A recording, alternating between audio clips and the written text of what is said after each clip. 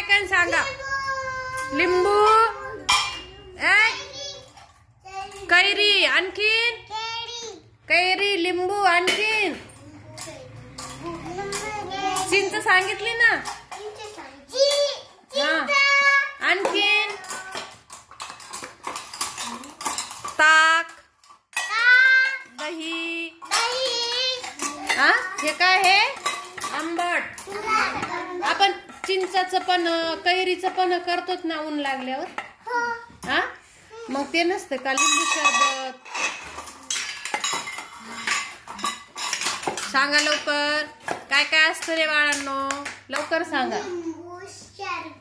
लिंबू सरबत आंबट, ताक आंबट, कैरी आंबट, चिंच कशी असते? चिंच आंबट. लोणचं, लोणचं कसं लागतं? आंबट. आणि मग हे काय आहे? अरे मीठ आंबट नसतं, खारट असतं. मग हे काय आहे? आंबट. मग आंबट गोष्टी सांगितल्या ना तुम्हाला, लक्षात राहतील ना? सांगा बरं एक एक परत नाव पटकन फास्ट मध्ये. कोण सांगतं? मायरा, एका आंबट वस्तूच नाव सांग. चिंच.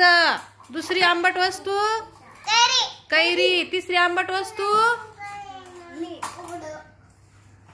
लिंबू सरबत.